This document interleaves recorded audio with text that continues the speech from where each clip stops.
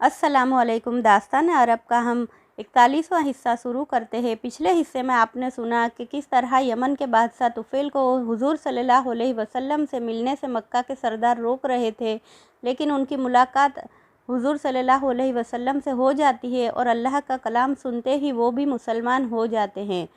पूरा ही किस्सा सुनने के लिए पिछला वीडियो ज़रूर सुने। आगे का किस्सा हम शुरू करते हैं। तुफ़ैल ने हुज़ूर सल्लल्लाहु अलैहि वसल्लम के दस्ते मुबारक को बोसा दिया और रुखसत होने की इजाज़त चाही। आप भी उठकर अपने मकान की तरफ तशरीफ़ ले गए। तुफ़ैल के मुसलमान होने की खबर जंगल की आग की तरह पूरे मक्के में फैल गई। इससे पहले कि वह उद्बा के मकान पर पहुंचता, वहां मक्का के सरदार जमा हो गए और तुफ़ैल के पहुंचते ही अबू लहब ने पूछ लिया, ऐ ताजदार यमन, मक्का के बड़े जादूगर से मिले? ऐ कुरैश, जिसको तुम मक्के का बड़ा जादूगर कहते हो, वो जादूगर नहीं है, वो खुदा का रसूल है। उस पर कलाम इलाही नाजिल होता है। तुम पर अफसोस है कि तुम ईमान न लाए। बात आगे बढ़ी तो तुफ़ैल ने खुद बता दिया, लोगों सुनो, मैं मुसलमान हो गया हूँ और तुमको भी इस्लाम की दावत देता हूँ। मक्का के सरदारों को तुफ़ैल की बातें पसंद न आई, इसलिए मुंह बनाकर उठे और अपने अपने घरों को चल दिए। जब तमाम लोग चले गए तो तुफ़ैल ने अपने लोगों को भी कूच का हुक्म दे दिया। चूँकि मक्का के सरदार तुफ़ैल से खफा हो चुके थे, इसलिए जाते वक्त उसे कोई पहुंचाने न आया और तुफ़ैल ने भी इसकी परवाह न की और वह रवाना हो गए। कुछ ही दिनों में हज का मौसम आ गया और बाहर से भीड़ की भीड़ काबा के तवाफ़ के लिए आनी शुरू हो गई। हुज़ूर सल्लल्लाहु अलैहि वसल्लम को मालूम था कि हज के दिनों में ख़ास तौर से तबलीग किया करते थे और कुफ़ार मक्का कुछ न कह सकते थे, इसलिए कि अरबों के कानून के मुताबिक हज के मौसम में हर आदमी पर से पाबंदियां हटा ली जाती थी, यहाँ तक कि लड़ाइयाँ भी बंद कर दी जाती थी। जब जब आज़ादी मिलती तो इसका फ़ायदा हुज़ूर सल्लल्लाहु अलैहि वसल्लम और आपके साथी मुसलमान उठा लेते और इस्लाम की तबलीग की एक मुहिम चला देते। पिछले साल यसरब के 6 आदमी मुसलमान होकर यह वादा कर गए थे कि वो अपने शहर में इस्लाम की तबलीग करेंगे।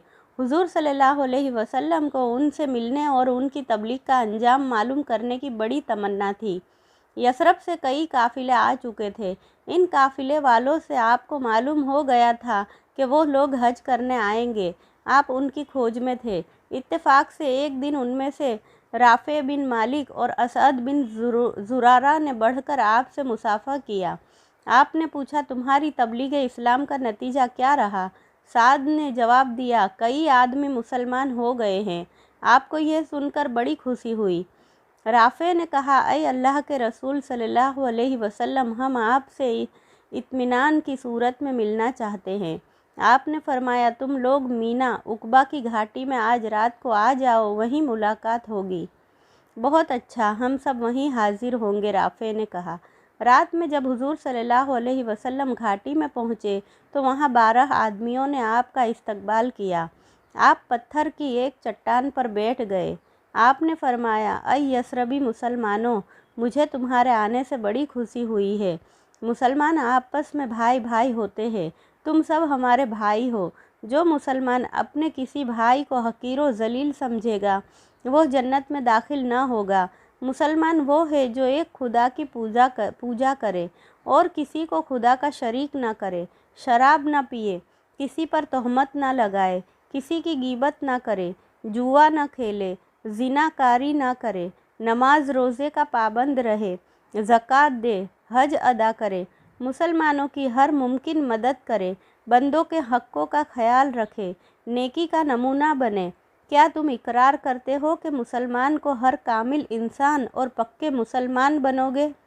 फिर आपने फरमाया, अच्छा, मेरे हाथ पर हाथ रखकर इकरार करो कि खुदा हमेशा से है और हमेशा रहेगा और हम उसी की इबादत करेंगे, किसी को उसका शरीक न बनाएंगे, शराब न पिएंगे, जुआ न खेलेंगे, किसी पर तोहमत न लगाएंगे, अपनी लड़कियों को कत्ल न करेंगे और हर अच्छी बात में नबी की इताअत करेंगे।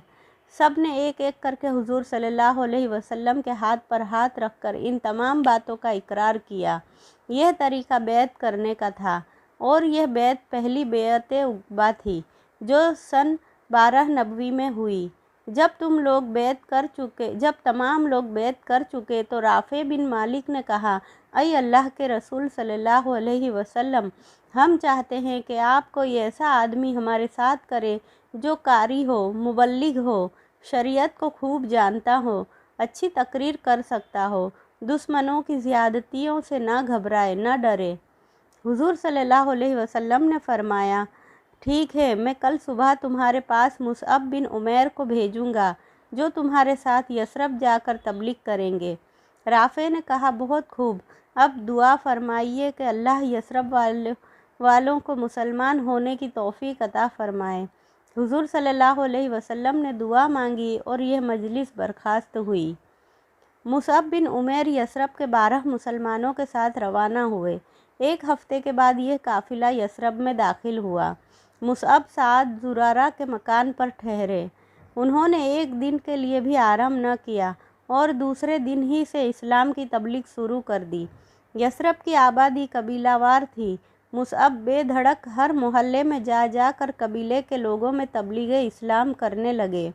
कुछ ही दिनों में कबीले के कबीले मुसलमान हो गए। कबीला औस की शाखों में कबीला बनुल अहमस और कबीला बनु ज़फ़र बहुत मशहूर और ताकतवर कबीले थे। कबीला बनु ज़फ़र के सरदार उसैद बिन हुज़ैर और कबीला बनुल अहमस के सरदार साद बिन मुआज़ की यसरब को तमाम कबीलों ने अपना सरदार मान लिया था। यसरब के वही हाकिम थे। उसैद बिन उज़ैर और साद बिन मुआज़ को मुसअब के मक्का से मदीना में आने और तबलीग इस्लाम करने की इत्तिला थी। साथ ही उनको यह भी पता चल गया था कि मुसअब की कोशिशें नया मजहब बहुत तरक्की कर रहा है और लोग झुंड के झुंड मुसलमान हो रहे हैं। इन दोनों को यह बात बहुत नागवार गुजरी और हुक्म दे दिया कि हमारे मोहल्ले में मुसअब या कोई मुसलमान न आने पाए और अगर कोई आया तो उसे गिरफ्तार करके कत्ल कर दिया जाएगा। एक दिन मुसअब और असर बिन ज़ुरारा साद बिन मुआज़ के मोहल्ले में जा पहुँचे। उस मोहल्ले में एक बड़ा कुआं था। दोनों वहीं जाकर बैठे और मुसअब लोगों को तबलीग करने लगे। साद बिन मुआज़ को जब यह मालूम हुआ तो उन्हें सख्त नागवार गुजरा। उन्होंने उसैद को बुलाकर कहा, देखो उसैद, मुसअब और असद की दिलेरी बहुत बढ़ गई है। उन्होंने यसरब के तमाम लोगों को बहका कर अपने मज़हब में दाखिल कर लिया है। अब हमारे मोहल्ले वालों को बहकाने आए हैं। ये दोनों ऐसे हैं कि मेरे इम्तिनाई हुक्म की भी परवाह नहीं की। क्या हमें इस जिल्लत और इन दोनों की इस दिलेरी को बर्दाश्त कर लेना चाहिए? कभी न करना चाहिए, उसैद ने कहा। यह तो बड़ी जिल्लत की बात है। तुम सच कहते हो उसैद। देखो उसैद मेरा खलेरा भाई है, इसलिए मैं उसका लिहाज करता हूँ। तुम जाओ और दोनों को कुएं से उठा दो और कह दो कि हमारे मोहल्ले में कभी ना आए।